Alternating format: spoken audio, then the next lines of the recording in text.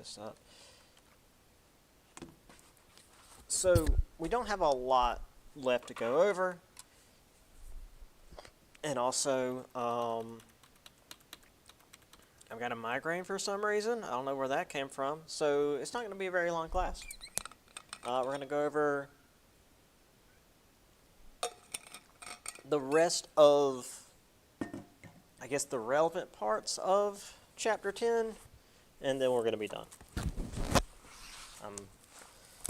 I'm not have the energy for a long class today. Hey, we've got more people. Good morning. Boom, boom, boom, boom, boom, boom. Okay. I guess before we start, just as a reminder, if you don't have your paper with you, but you plan on turning your paper in, just email it to me if you can. Obviously, for you online folks, get that to me via email. And please don't try to link me a Google Drive thing or like share it through the drive, because I don't have access to that in Francis Marion. Save it as a file and attach it to a document, or attach it to an email. That's the easiest way for me to do it, either Word or PDF, something like that.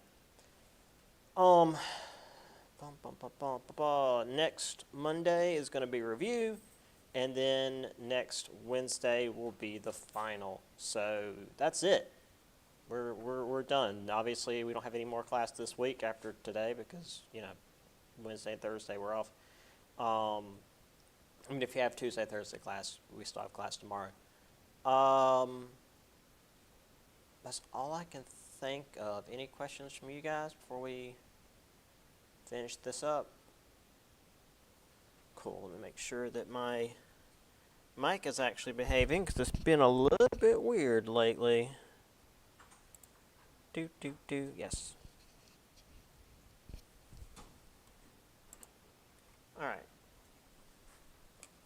So, we ended here with the various forms of resistance by those enslaved. But the big part here was the Nat Turner Rebellion. So, obviously, remember that. I've got the various images here. So, after the Nat Turner Rebellion, various laws were made to keep the slaves from trying to rebel again.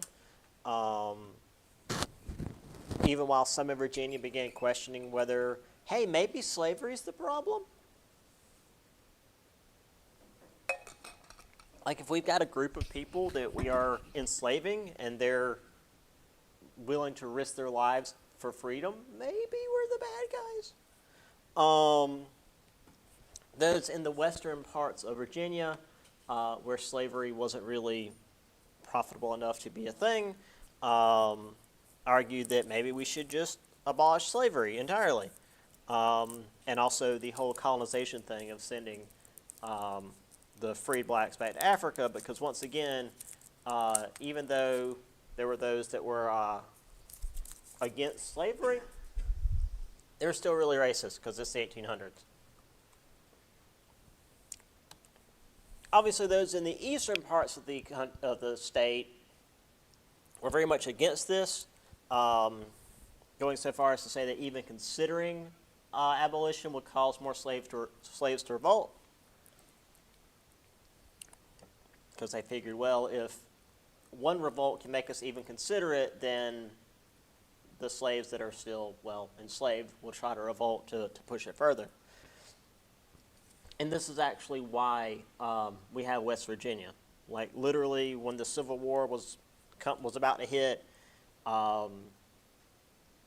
Virginia was literally split on which side they should join. So they created West Virginia, and West Virginia was not part of the Confederacy.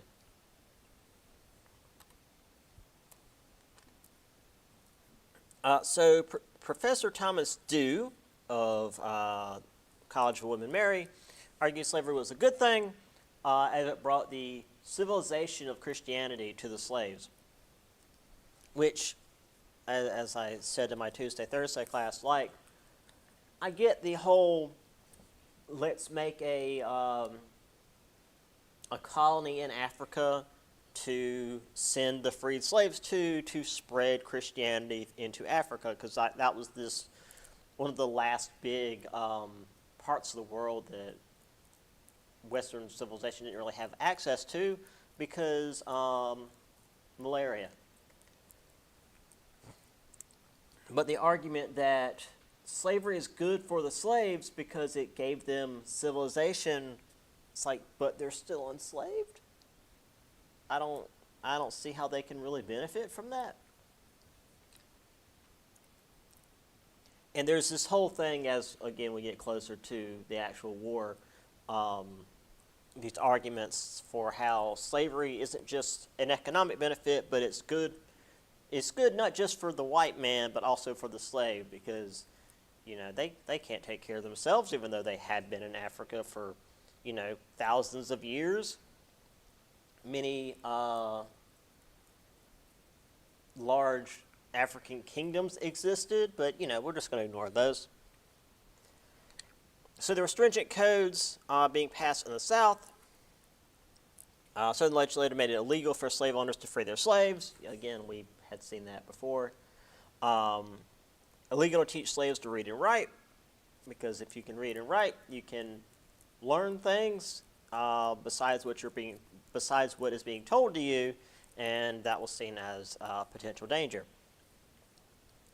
Limited the size and number of black churches, because again, that was a place where the slaves or freed slaves would meet and could potentially start getting ideas in their head like they're human.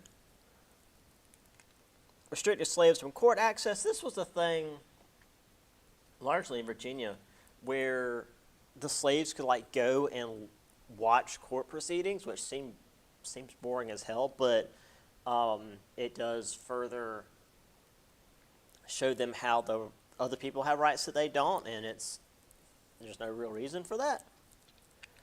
Now, outlaws slave marriage, anti-slave literature, etc. So, further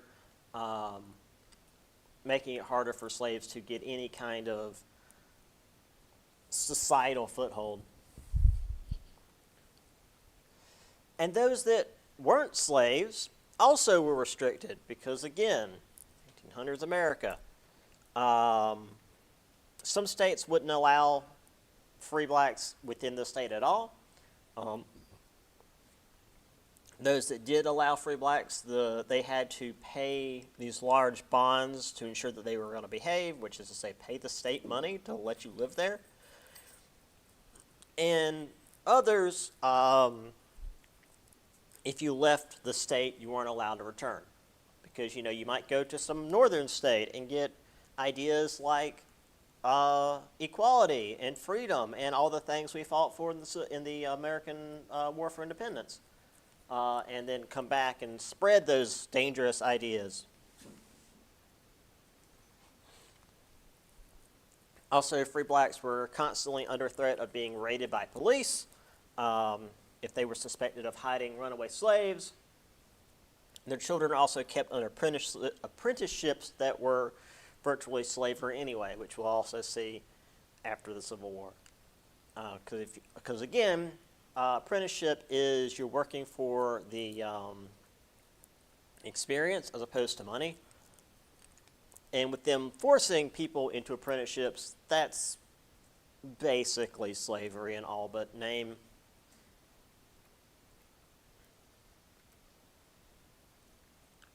So while the planters were successful in keeping slaves from revolting again, it further exacerbated the distinction between poor whites and rich planters because, well, the rich planters are consolidating all this power, and the white Southerners who are poor and don't have access to all of this are, well, now even worse off compared to the planters. Also, Oh, wait, no. Do I have it?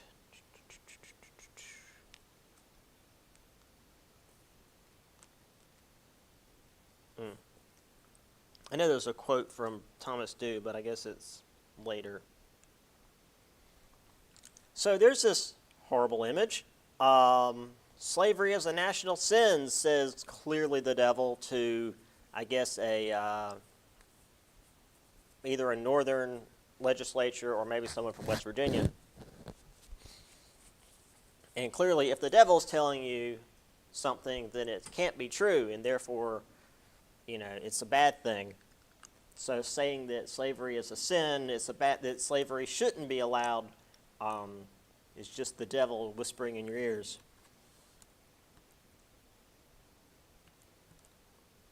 So, as I've said for several chapters now, there were quite a few southern farmers who did not have slaves. In fact, most of them did, because, well, as always, all the power is consolidated into a small few who own most of the land and the money. So you had yeoman farmers. These were landowners who didn't have slaves. Now, just because they didn't have slaves doesn't mean that they were opposed to slavery. Most of them wanted to rise to the same status as plantation owners, as slave owners.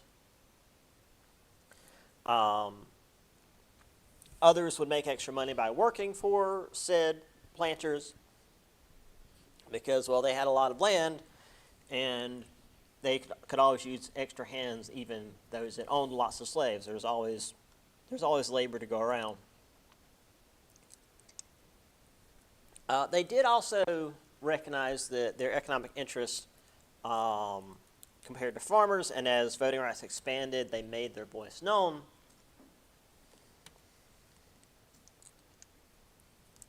And they depended more on each other than the planter class. We'll see in a little bit that a lot of the South did rely heavily on the planters, on the rich, slave owners.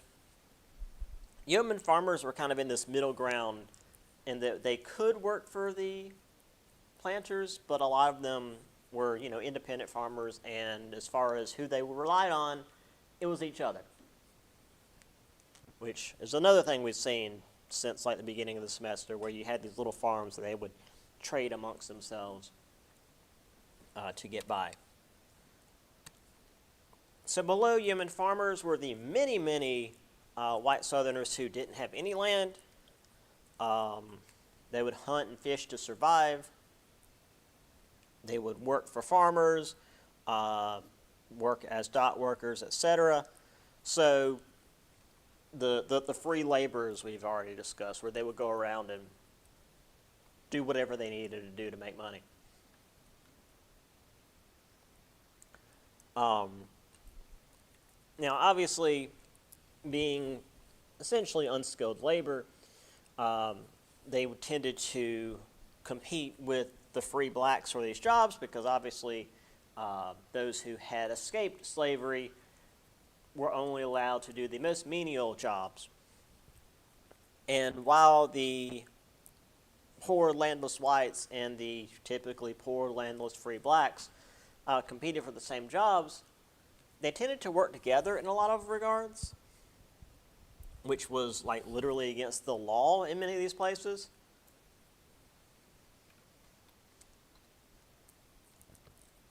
And the reason for this was that many of the poor in the South were immigrants from Ireland, Wales, and Scotland, and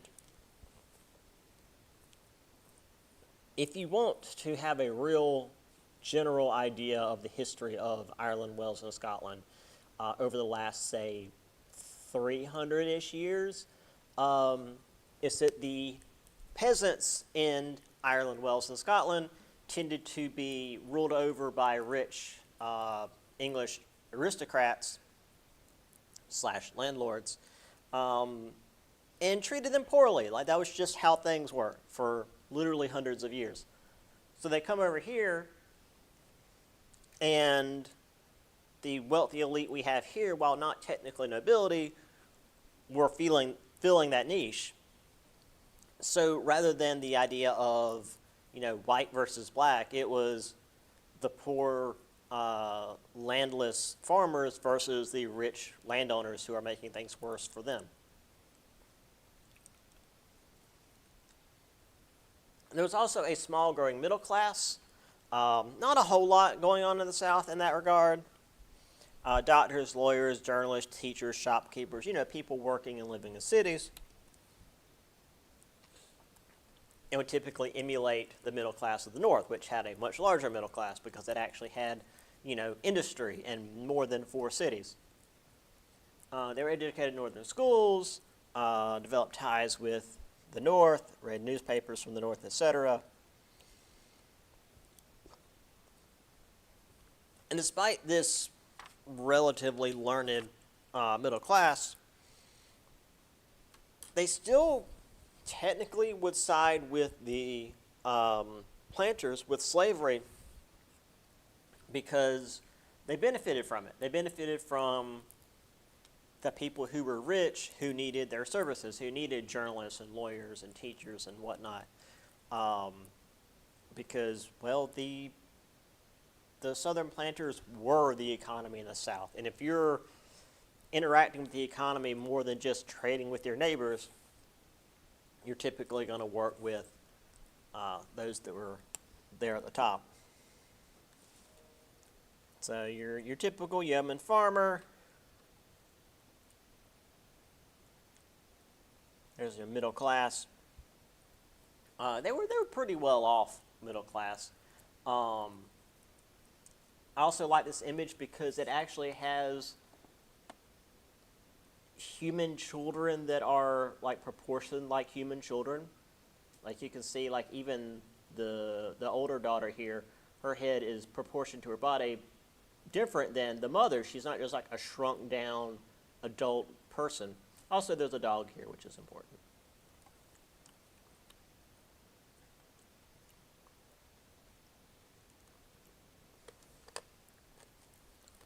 So, not only did the planters have the poor whites that tended to work with the poor blacks, at least economically in the South, Europe and South America were now abolishing slavery. As we mentioned, 1807/1808, England ended the transatlantic slave trade because when one country controls the ocean, you can't do things they don't want you to do. And they just say, hey, no more slaves being kidnapped from Africa and brought to North America. Yeah, that's it. If you do it, you're going to get caught and they're going to take your stuff and probably your whole ship. By 1834, Britain had emancipated its slaves. France did the same in 1848. The various Spanish colonies that had broken away and gained independence often would ban slavery just right off the bat. So Mexico and Nicaragua, for example, had just straight up banned slavery. I always bring this up here. So it took us a civil war, basically until 1865 for emancipation to actually be a thing. Russia, which is typically seen as being like 200 or so years behind the rest of the world in terms of cultural or societal development, they freed their serfs, which were essentially slaves. You were tied to the land as opposed to a specific noble. They freed their serfs before we freed our slaves. Like the country that everybody's like, oh yeah, they're literally stuck in the past. Like everything in Russia is about 200 years behind everybody else. They were ahead of us when it came to making people not property. So, yeah.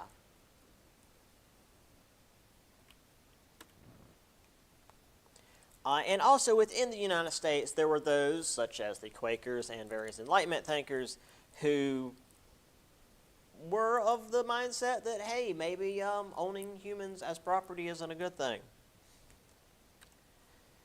So this is when the planters went on the defensive, started using their political and economic power to at least make the white Southerners come to their side. We had the Three-Fifths Compromise, which, while it did help with the population and representation part in the South, it was due to the fact that there were a lot of slaves. And without slaves, Southern states would have a lot less power. Now, granted, if they were all made citizens and they could vote, then there would be more voting there, but obviously they probably wouldn't vote with the people who had kept them enslaved for generations. And typically, once the poor Southern citizens could actually vote, when there were the various laws were passed so that you didn't have to be a landowner in order to vote. The people they were voting for tended to be the rich landowners to begin with because, well, that's just how it tends to be. So they used their wealth and resources to aid poor whites enough that, not enough to pull them out of actual poverty, but enough that they would be beholden to the rich planters. Charity, credit, seasonal employment, loaning them money, giving them a place to work parts of the year, enough that they were a little bit better off, and again, saw the planters as a big part of keeping them in one piece, but certainly not enough to actually make them not in poverty. And then the arguments of Thomas do come back. I swear, was it? No, it's an image I've got. So they used both racial pride and racial fear to get the poor whites to side with the rich whites. Let's see, they consider whites superior to blacks regardless of class, so you can be poor, but hey, you're still better than somebody else. And then once again, this idea that slavery was good, both for the slaves and for themselves. So,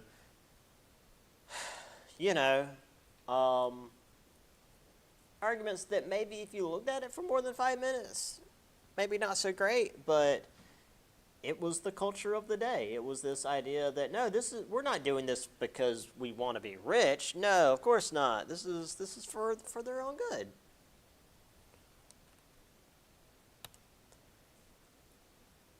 This is also another good image. You've got numbers of, enslaved people who were being brought to the North by the Quakers, and when confronted, the Quakers, while still, being pacifist, were not against body blocking the people trying to interfere. Because, he's a white man and typically has some money. So he can just stand there and stop people from interfering with what was not entirely legal, but he doesn't have to throw a punch over it.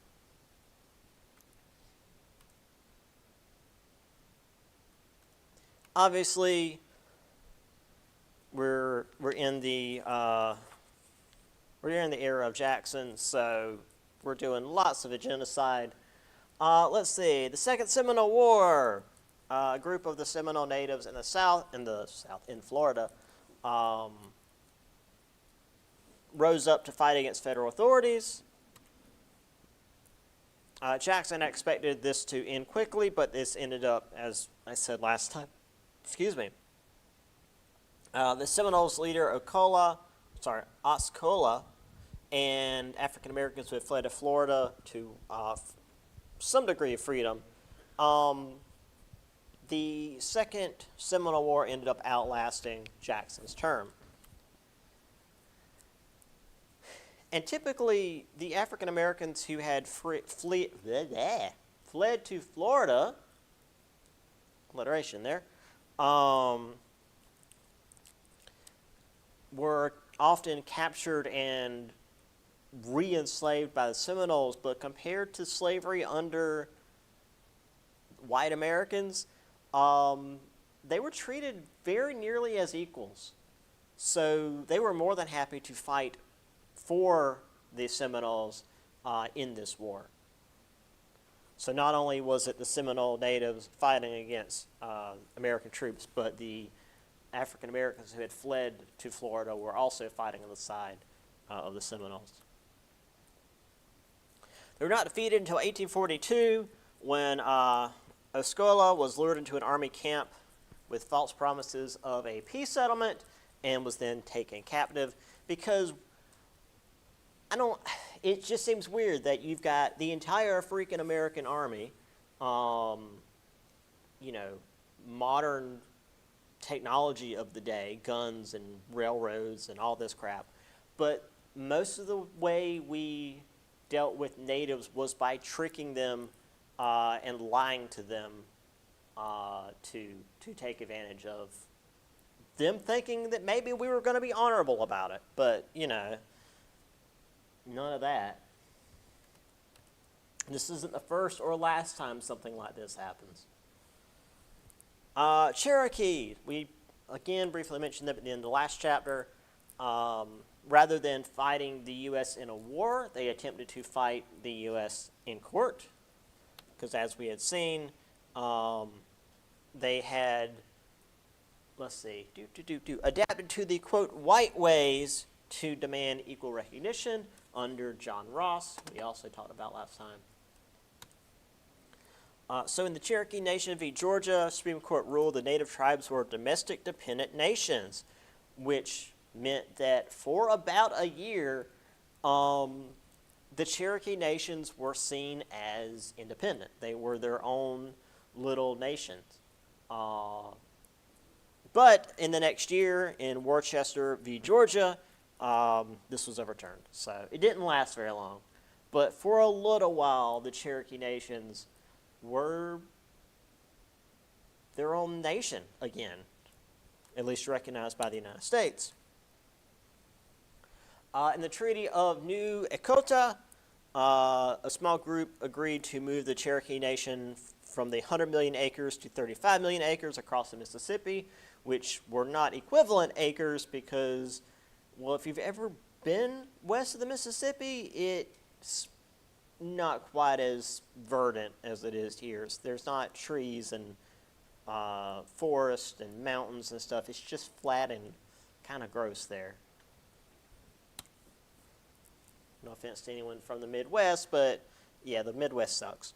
John Ross, of course, opposed this because he hadn't agreed to it. None of the leaders of the Cherokee people had agreed to it. This was a group of men who didn't really have the authority, but it's Congress. What are you gonna say? And even then, Congress only approved the treaty by a single vote. So, despite Andrew Jackson getting a lot of his popularity from the fact that he really liked to murder natives, a lot of people weren't really on board with this. Now, again, they only were kind of on the Cherokee side because the Cherokee were very much becoming like the civilized white man, in as much of an air quote as I can give. But others, obviously, were still, they're natives, they're savages, just get them out of the way. Which, of course, led to the Trail of Tears, where the final 15,000 Cherokee natives were forced westward over the course of 5 months. It was supposed to only take like 2, but due to bad weather, drought, disease, etc., it took 5 months. And due to disease and lack of supplies, many of that 15,000 died on the way there. And once they were brought to essentially Oklahoma today, they were just sort of like left. The soldiers just left them there and went on their merry way. Didn't help them build structures or prepare for the rapidly oncoming winter. And once again, Oklahoma is just big and open, and it gets very cold there. It also gets very hot there, and there's not a whole lot of farmland. Not like today, because today we have all the technology to make just about anything a farmland. So yeah, many of them died on the way there, and many more died once they got there. Which, by definition, is genocide. You don't have to kill every man, woman, and child of a group of people for it to be considered genocide. Forcing the entire group to move from what would essentially be their homeland to another area, and especially in a way that gets most of them killed, is by definition genocide. So then you've got, racist old bats like my grandmother that's like, oh, well, we were able to take it from them, so it's right. It's like, you're just a mean old woman. Anyway, so here's the Seminole War and the various, it lasted a while, and as you can see, the reservation being pushed further and further south, and of course much smaller, until they were finally just forced west. There's John Ross again. I just figured I'd use the same image because it's a good image of John Ross.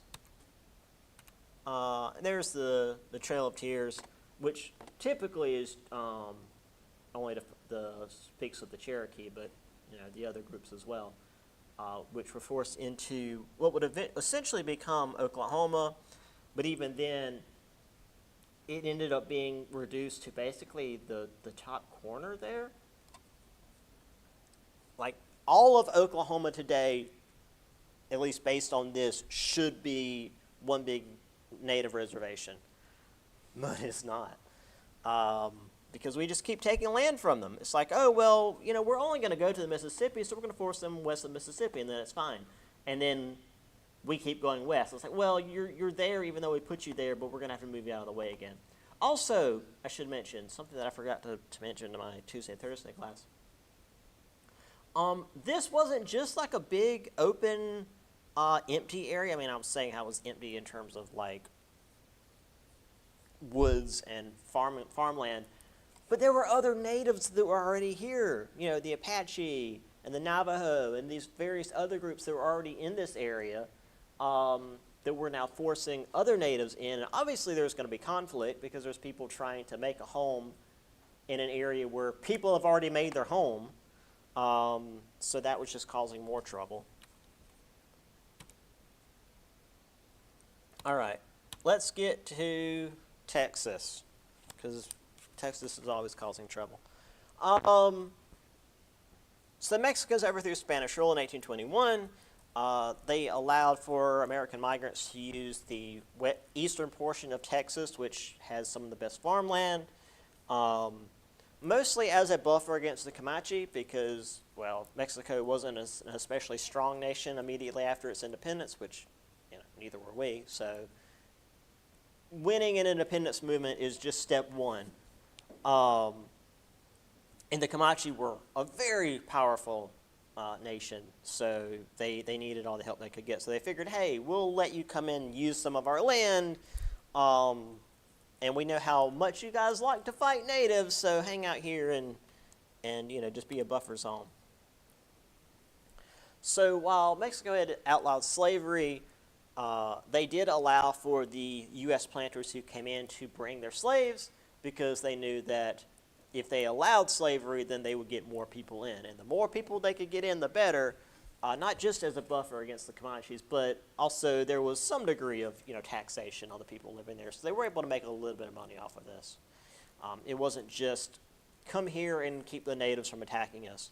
They made some money off of it. There was also a group of culture. There was a culture in the area called the Tejano.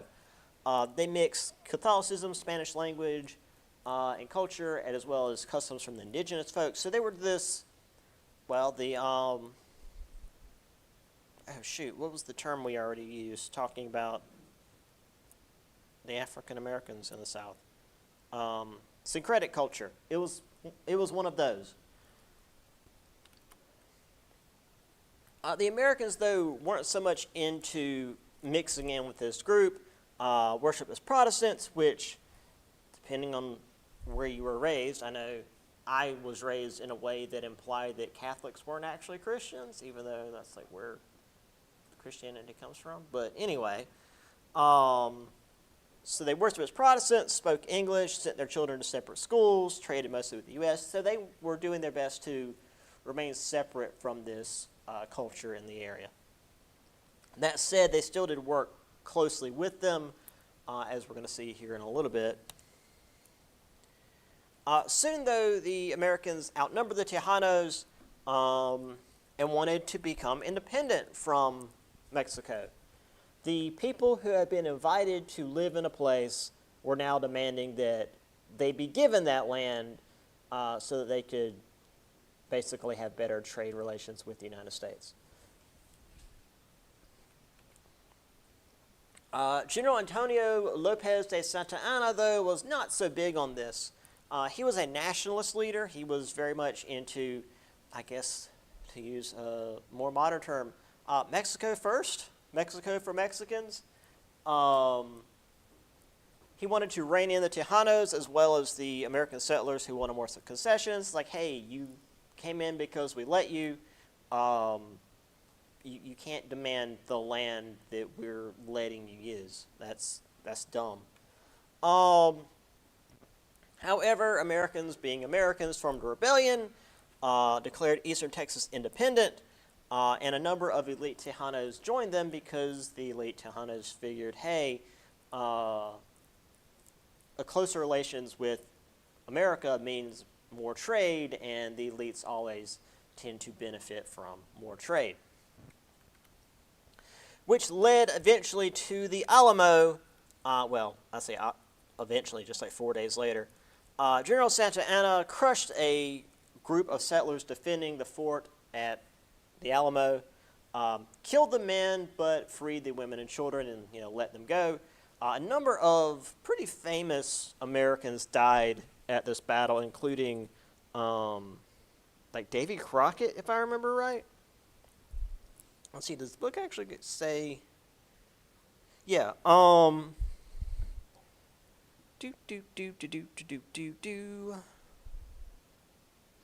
it doesn't say. Although Santa Anna's troops suffered more than 1,500 casualties, several times those of the rebel forces. Oh, right.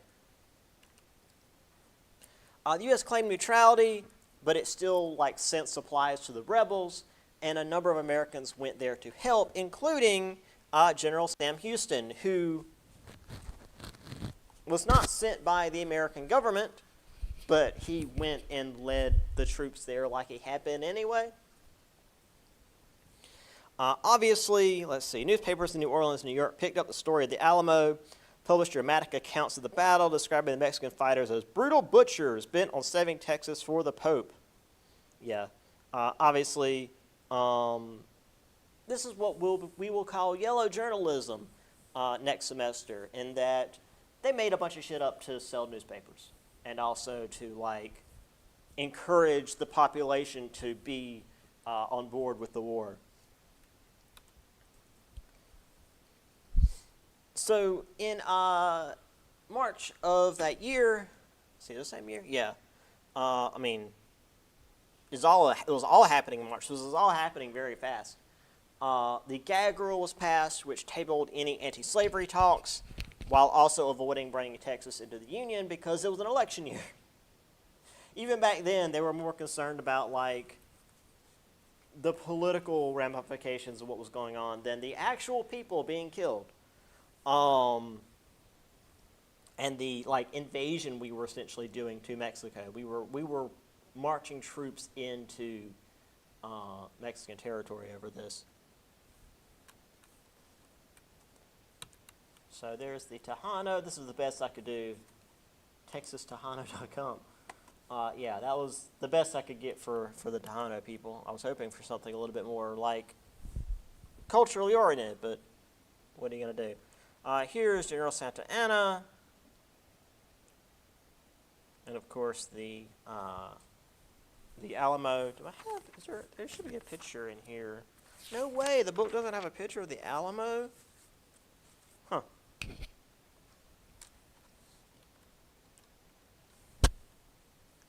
And there is Sam Houston. All right. That's pretty much it as far as the material you're going to need to know for the test. The rest of the chapter is kind of boring. I'll be honest. And I feel like ending with the Alamo is a pretty good way to go.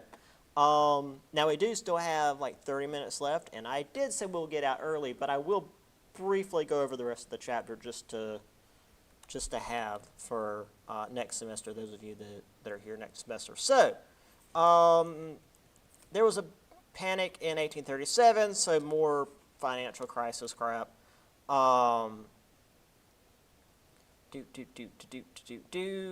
Van Buren became president. I keep forgetting Martin Van Buren was actually president. Shows how much I remember about him. More investment in cotton, yada, yada, yada, Bank of England. So there's Van Buren. Anyway.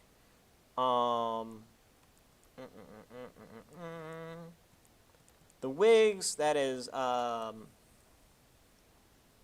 the opposition to Van Buren's party. That's actually named from a British political party, which itself, if I remember right, it was the Whigs and the Tories.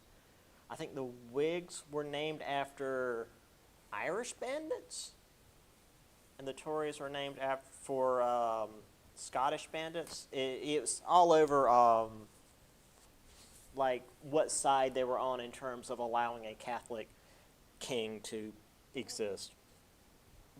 Take my 104 if you want to hear about all that. Anyway, blah, blah, blah, blah. The Whigs ended up winning with William Henry Harrison, and he died 30 days later. He gave a long inaugural speech in the rain, got pneumonia, and died within a month of becoming president. So Tyler, who was his vice president, was not nearly as much of the reformer that the Whigs needed, so the Democrats were able to regroup and take power later, but don't worry about that. And here he is, giving his long-ass speech in the rain. Oregon and Texas. Let's see, James K. Polk, Henry Clay, blah, blah, blah. They brought Oregon into the Union, very nearly went to war with Britain over it. Like I said, Oregon was going to be a whole thing. Obviously, the land that the U.S. was claiming was already occupied by natives, but who cares? Not America. Meanwhile, over in Texas, the Comanches were like weakening Mexican power. Let's see, there's Polk and Clay. Oh yeah, so this is, let's see, what's the name of this image? I'm pretty sure it's in the book. Nope. This is essentially Manifest Destiny. This is the idea of we have a God-given, not just right, but mandate to basically take everything from the East Coast to the West Coast. It doesn't matter who's in the way. And also it's this expansion of technology. I mean, there's a telegraph line here. The telegraph lines were typically built right alongside the train lines. There's coaches and frontier homes here. But you can see, while over here it's bright and sunny and everything's great, over here where it's dark and essentially backward, you've got the natives running away. This was seen very much as a cleansing of America with the genocide of the Native Americans because they were in the way. And we had the right to take it because we said so.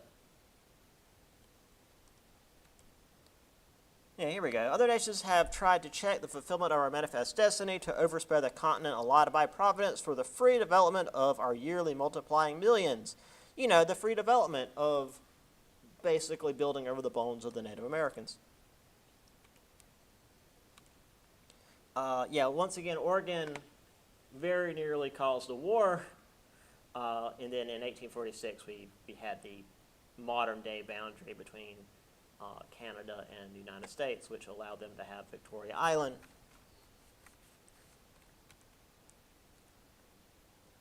And then here is Mexico was very much being pushed into by the various native groups. And then we went to war with Mexico over Texas. Demanded the border be the Nueces River. America wanted it to be all the way down to the Rio Grande. Obviously, we got the Rio Grande. There was, how do I put it? We instigated a fight right on the border between what was essentially Mexican land and American land. James K. Polk claimed American blood has been shed on American soil, which it depended on which side of the line you were looking from. On the Mexican side, they were still very much on Mexican soil. On the American side, well, we claimed that that's ours. And most evidence points to the American soldiers instigating the fight. It's not like some civilians were being murdered by the Mexican army. Whigs protested the war, including Abraham Lincoln. But Congress went to war anyway. The South, of course, was behind territorial expansion. The war was pretty one-sided.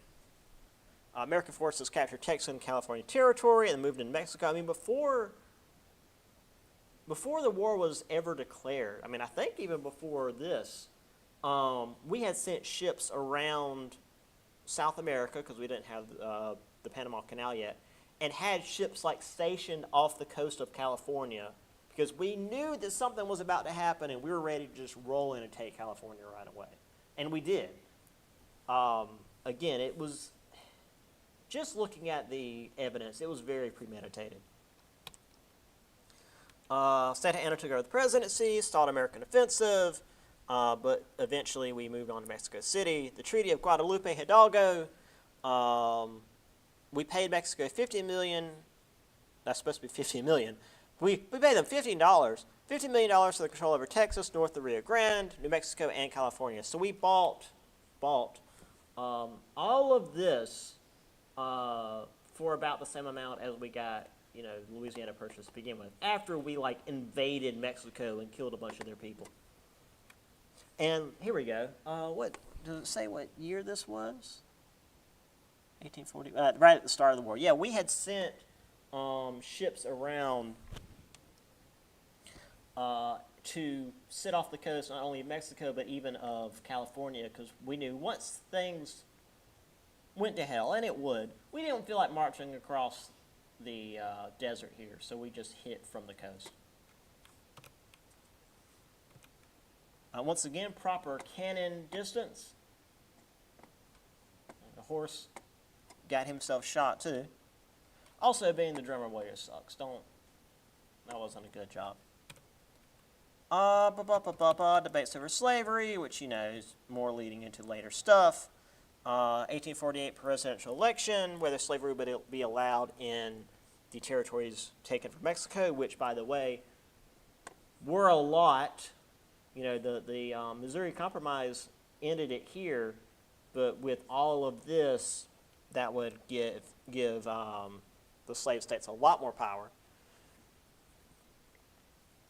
Polk didn't run a second term. Lewis Cass, expansionist, suggested we also take Cuba, all of Oregon, which is more than we had been promised through the various treaties with Britain, and also taking more of Mexico. So he was really into moving things along. Whigs had Zachary Taylor, and then the Liberty Party, which became the Free Soil Party, opposed slavery, but ended up splitting the vote in New York, so Zachary Taylor ended up winning.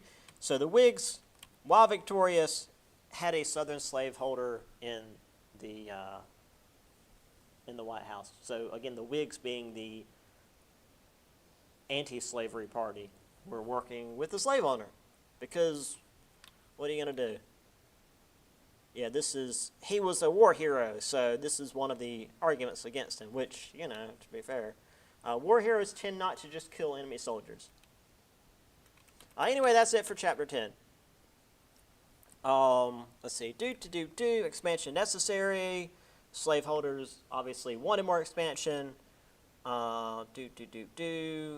Eventually leading to the Alamo.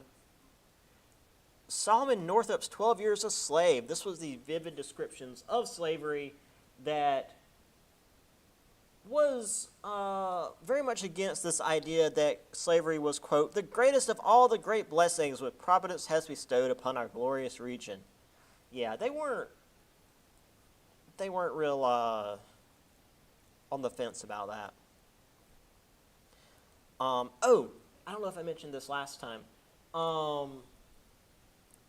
But this idea that the North, which had outlawed slavery, could exist in a country where you had slave states, because while your state might, have all these laws against slavery and the freedom, and maybe even sometimes rights of the free blacks, if a slave escaped from the South and came to the North, you had to essentially recapture them and send them back to the South, which meant to many of the Northerners, they were still essentially under pro-slavery laws. So that was one of the main sticking points for what would eventually become, obviously, the Civil War. But we're not getting there. So that's that. We will do the study guide next Monday. Please show up for that. And then the final will be next Wednesday. So you guys have a good Thanksgiving, and I'll see y'all later.